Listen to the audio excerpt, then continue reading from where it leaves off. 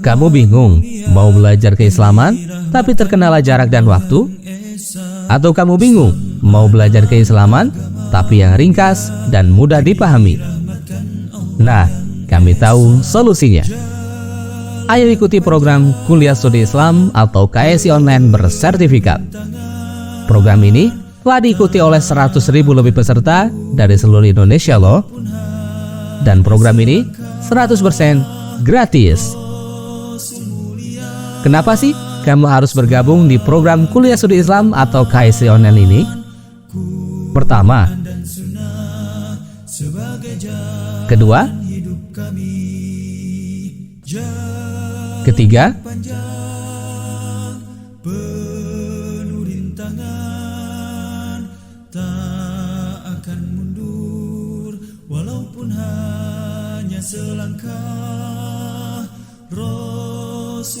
keempat, kelima, keenam,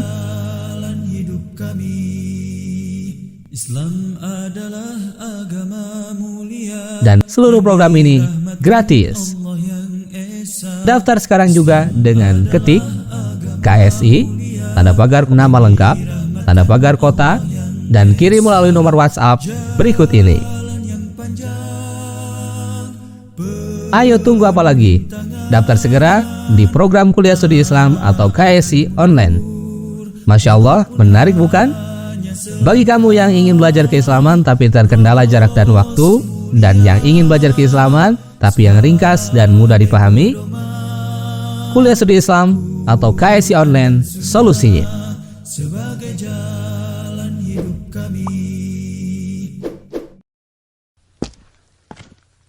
Mas. Mau daftar kuliah nggak, Mas? Enggak Mas. Biayanya murah loh, Mas. Dan akreditasinya juga baik loh, Mas. Maaf, enggak dulu Mas. Tapi ini kampus bersyariah loh, Mas. Dan lulusannya juga berkualitas. Di mana Mas? Oh, di STAI Al-Hidayah. Tak akan mundur walaupun hanya selangkah. Rasul mulia sebagai pedoman, Quran dan Sunnah sebagai jalan hidup kami. Bismillahirrahmanirrahim. Assalamualaikum warahmatullahi wabarakatuh. Innal hamdalillahi nahmaduhu wa nasta'inuhu wa nastaghfiruh. Wa na'udzu billahi min syururi anfusina wa sayyiati a'malina. May yahdihillahu fala mudilla lahu wa may yudlil fala hadiyalah. Asyhadu an la ilaha illallah wahdahu la syarika lahu wa asyhadu anna Muhammadan 'abduhu wa rasuluhu la nabiyya ba'dah. Ikhwafillah rahimakumullah. Di kesempatan kali ini kita akan melanjutkan kajian kita, pembahasan yang telah kita bahas pada pertemuan terdahulu tentang gambaran bagaimana bentuk suatu masyarakat Islami dan apa saja yang akan mereka rasakan berupa kebaikan, keberkahan, dan kenikmatan kehidupan di dunia telah kita bahas, dan hari ini kita akan lanjutkan dengan gambaran bagaimana ketika masyarakat tidak lagi Islami. Di kesempatan terdahulu telah kita kaji dan kupas gambaran masyarakat Islami, di mana baik orang per orang maupun secara kolektif akan terlihat secara nyata wujud keimanan di dalam diri mereka. Merekalah yang berlomba-lomba untuk mewujudkan kecintaan mereka kepada Allah Subhanahu wa taala dan Rasulnya sallallahu alaihi wasallam. Merekalah yang mewujudkan rasa butuh yang demikian tinggi terhadap aturan Islam. Merekalah yang dengan keimanan di dalam diri mereka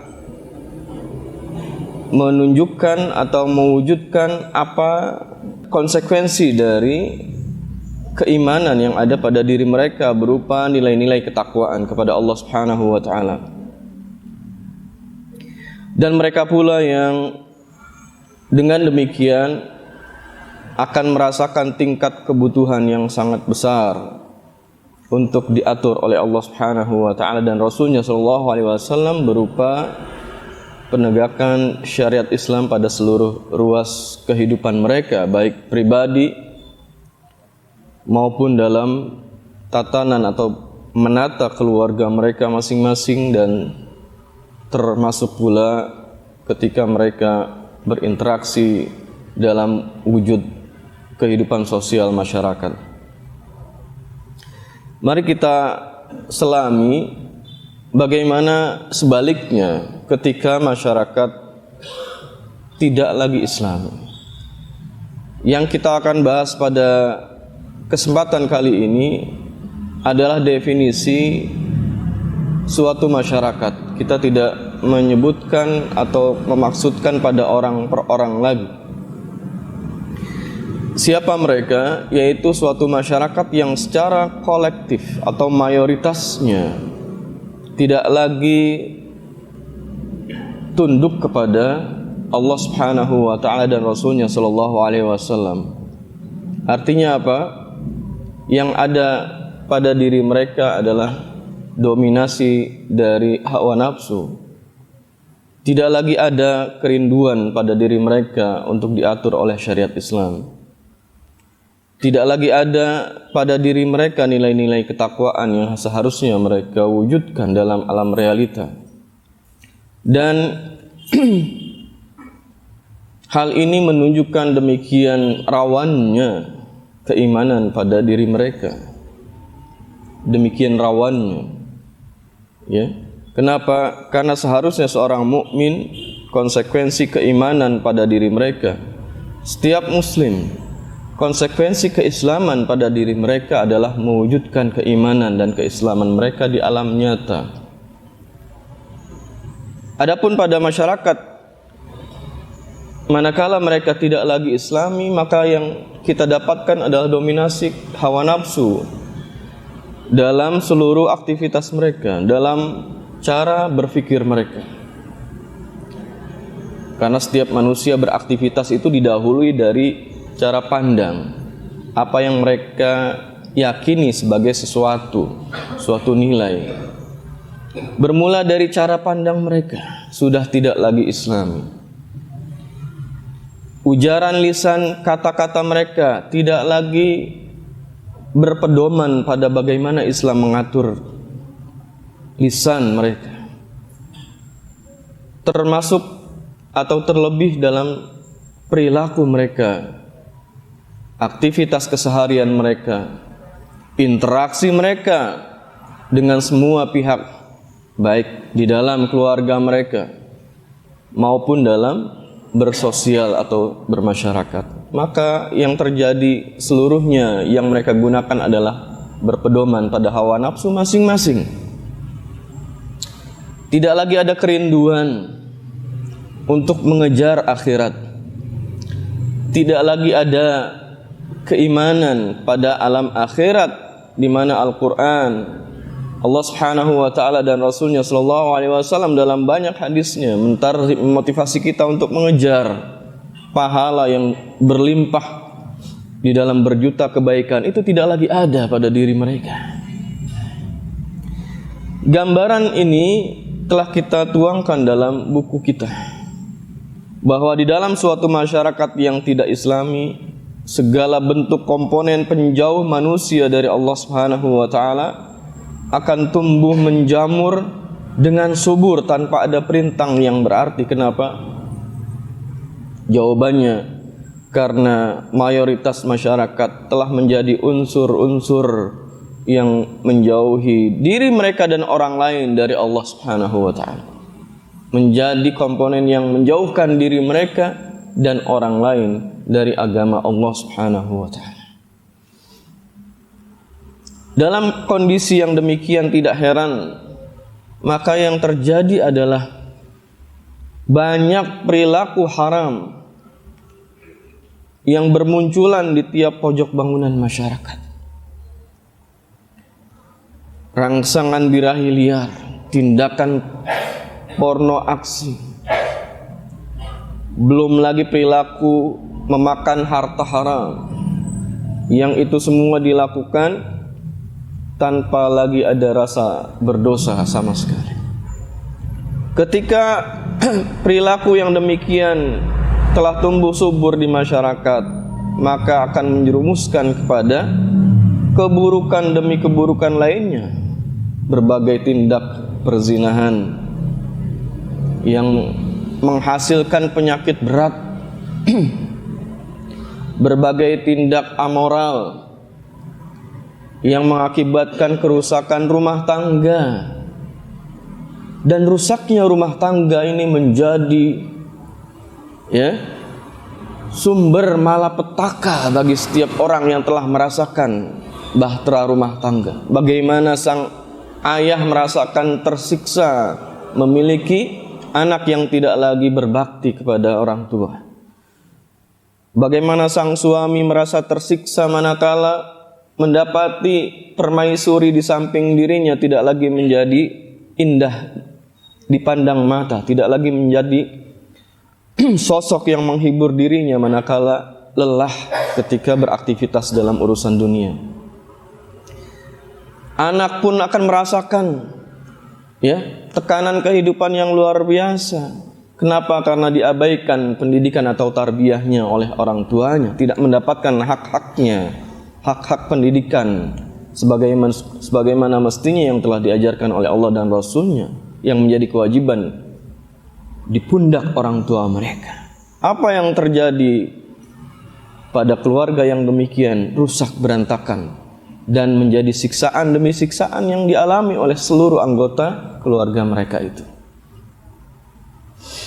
Dan belum lagi kita saksikan di tengah masyarakat akan muncul berbagai perilaku yang menyimpang jauh dari syariat Islam dalam tatanan ekonomi. Kita saksikan transaksi ribawi yang akan menyebar seluas-luasnya, dan ini bagi sebagian orang barangkali tidak terlihat dampaknya, tetapi sangat besar dan bahkan bisa menghancurkan sistem perekonomian suatu bangsa. Bagaimana dalam wujud perorangan lintah darat rentenir mengisap darah orang-orang yang tidak punya untuk mengejar kekayaan secara instan tanpa akad yang seharusnya dilakukan sesuai dengan syariat Islam. Belum lagi dalam bentuk wujud korporasi, perbankan ribawi, yang ini akan menghancurkan dan mengakibatkan krisis-krisis keuangan bagi suatu negara. Dan kita sudah melihat kenyataan atau realita itu di tengah kita. Padahal Allah dan Rasulnya Shallallahu Alaihi Wasallam telah menjelaskan, di antaranya dalam banyak hadis, di antaranya Rasulullah Shallallahu Alaihi Wasallam menjelaskan bahwa dosa riba itu adalah seperti seseorang yang menzinahi ibu kandungnya sendiri. Dalam sebuah hadis Rasulullah SAW bersabda, "Ar-riba salasatun wa sab'una baban, aisaruha mislu ayyan kihar rajulu ummahu." Riba itu punya atau ada atau memiliki 73 pintu dosa riba itu. Yang paling ringan kata Rasulullah, aisaruha mislu ayyan kihar rajul ummahu, seperti seseorang yang menzinahi ibu kandungnya sendiri. Hadis sahih riwayat Al-Hakim dan Al-Baihaqi, disahihkan oleh Imam Asy-Syaikh Al-Albani. Di dalam hadis yang lain Rasulullah SAW bahkan menjelaskan laknat kepada semua orang yang terlibat dalam transaksi ribawi. La'ana Rasulullah SAW akilar riba wa mukilahu wa katibahu wa syahidai wa qalahum sawa, rawahu Muslim. Rasulullah SAW Hadis ini diriwayatkan oleh Jabir bin Abdullah. Beliau mengatakan Rasulullah telah melaknat pemakan riba. Yang pertama, akilar riba, pemakan riba. Siapapun mereka yang mengambil untung laba dari transaksi ribawi, rentenir kah itu, lintah darat kah itu, atau apapun namanya, baik berbentuk perorangan, individu maupun korporasi. Kemudian wa mukilahu, orang yang memberikan atau membayar riba, nasabahnya ya, yang memberi keuntungan dengan transaksi riba pun terkena laknat. Kemudian wakatibahu, orang yang menulisnya menjadi operatornya, sekretaris transaksi ribawi, terkena. Wasyahidaihi, dan dua orang saksi yang menjadi saksi dari transaksi itu pun terkena. La'ana Rasulullah SAW. Semoga Allah Subhanahu wa taala melindungi kita dan kaum muslimin dari berbagai bentuk transaksi ribawi. Ini contoh saja bagaimana ketika atau gambaran ketika suatu masyarakat tidak lagi Islami, maka yang terjadi bukan hanya perilaku pribadi mereka tidak lagi dilandasi atau berpedoman pada nilai-nilai Islam.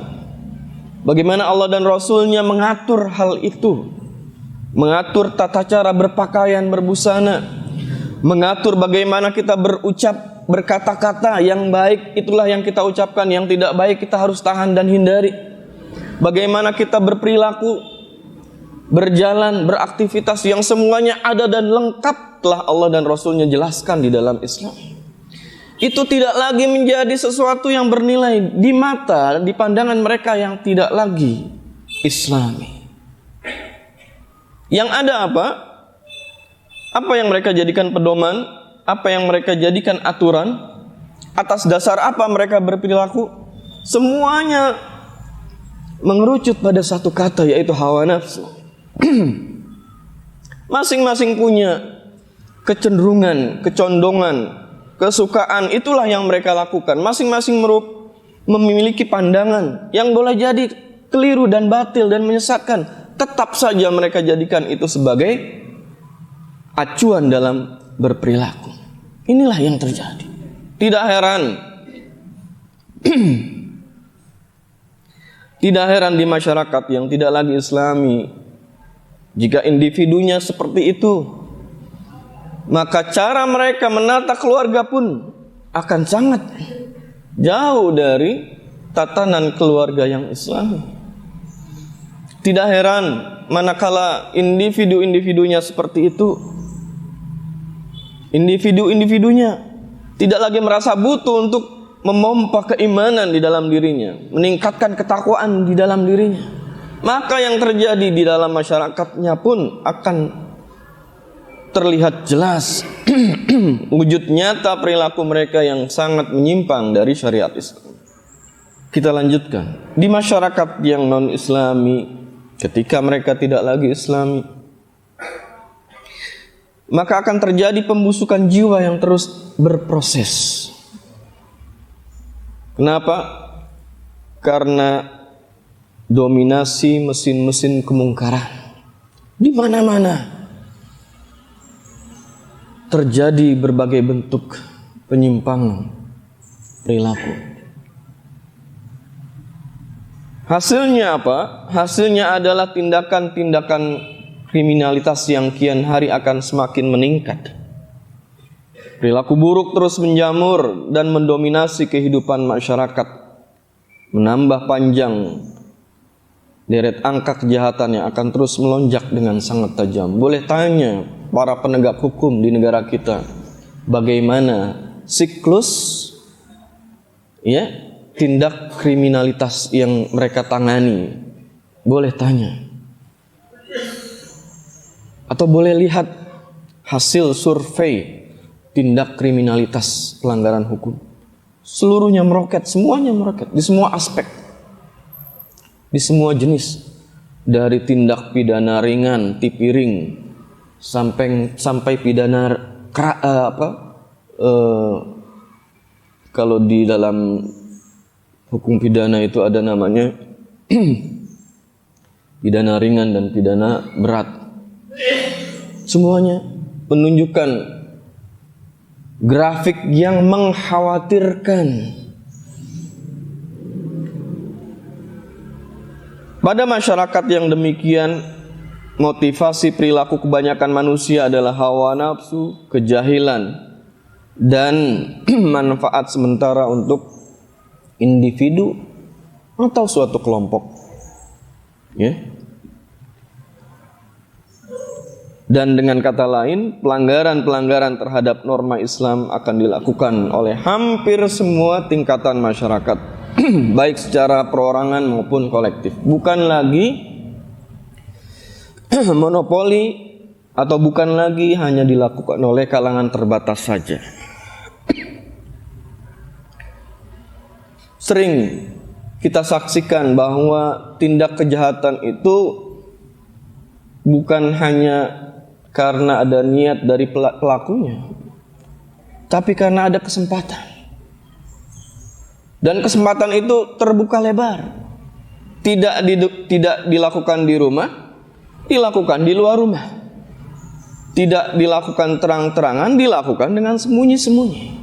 Tidak dilakukan, kalau tidak dilakukan di siang hari di terang benderang, mereka akan lakukan di malam hari ketika gelap gulita saat manusia tertidur. Semuanya terjadi dengan begitu mudah tanpa ada penghalang yang memadai. Karena penghalang yang memadainya sudah sangat minim di dalam dada-dada kaum muslimin. Apa penghalangnya? Yaitu nilai ketakwaan itu tidak lagi ada, dan sangat minim kalaupun ada. Tidak lagi ada benteng yang membentengi diri pribadi kita kaum muslimin dari pelanggaran-pelanggaran moral, dari pelanggaran-pelanggaran terhadap norma Islam itu. Kenapa? Karena bentengnya sudah lama runtuh. Benteng yang membentengi diri-diri kita telah lama runtuh. Nilai-nilai keimanan sudah lama mengendor, mengecil. Manusia tidak lagi takut kepada Allah Subhanahu wa ta'ala. Tidak lagi takut untuk berbuat dosa. Rasa khauf, rasa takut kepada Allah Subhanahu wa ta'ala dan ancaman yang demikian dahsyat telah Allah dan Rasulnya jelaskan dalam ayat Al-Quran dan begitu banyak hadis, tidak lagi dihiraukan. Orang tidak lagi takut untuk berbuat kemaksiatan. Karenanya bukan hanya aksi-aksi kriminalitas yang dilakukan dengan sangat halus dan tersembunyi yang akan terjadi, akan tetapi juga tindakan-tindakan yang sangat brutal, ganas, bahkan sadis akan sangat mudah kita saksikan terjadi antar anggota masyarakat. Ketika ada kesempatan, ketika sedikit saja ada orang yang memprovokasi, terjadilah penjarahan. Demikian mudah orang mengambil harta orang lain dengan alasan apapun tidak dibenarkan oleh Islam. Dengan alasan apapun tidak boleh. Kemarahan kita pada suatu kelompok atau suatu jabatan tertentu, kekecewaan yang demikian berat, kemudian menghalalkan kita untuk mengambil hartanya, menzalimi mereka, tidak boleh.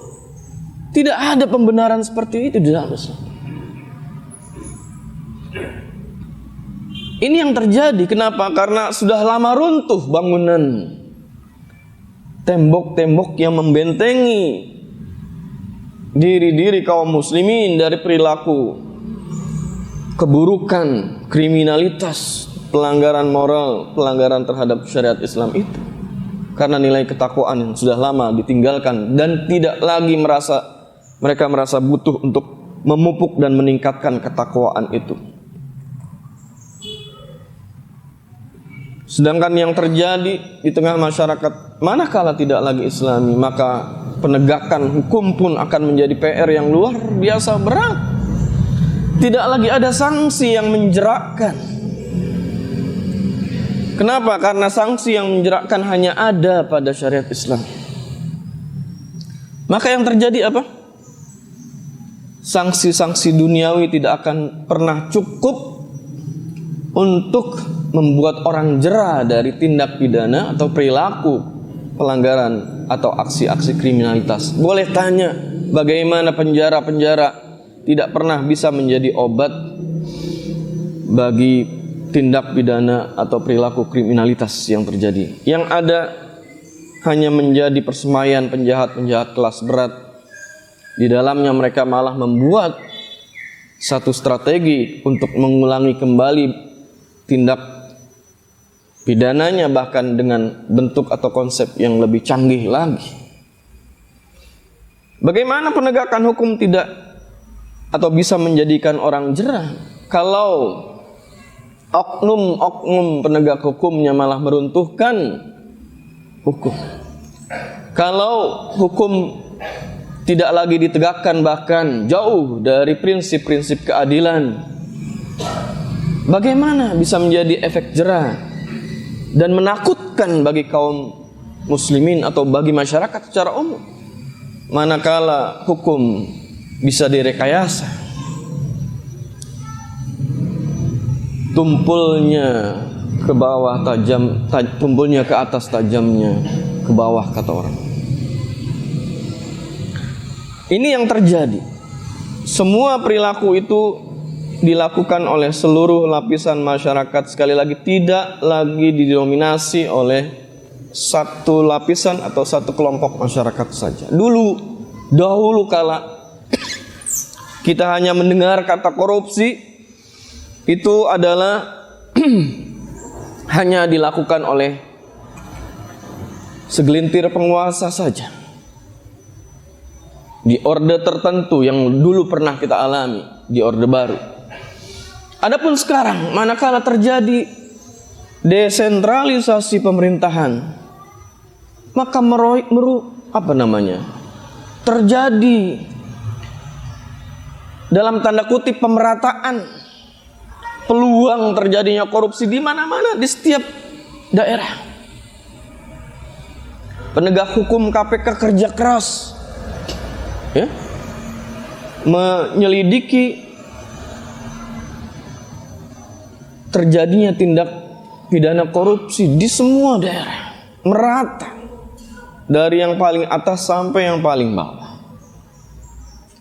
Ingat ya, banyak sekali perbuatan dosa dan kriminalitas itu terjadi bukan hanya karena niat pelakunya, tapi juga yang paling besar saat ini adalah karena adanya kesempatan. Manakala kesempatan itu dibuka, berbondong-bondong orang ingin mendapatkan kue anggaran APBN atau APBD itu.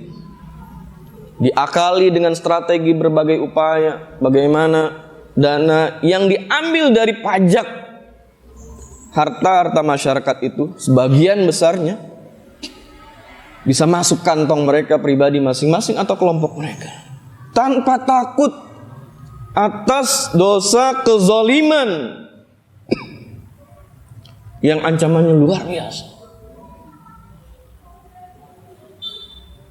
Kezaliman itu az-zulmu zulumatun yaumal qiyamah. Kezaliman di dunia akan menjadi kegelapan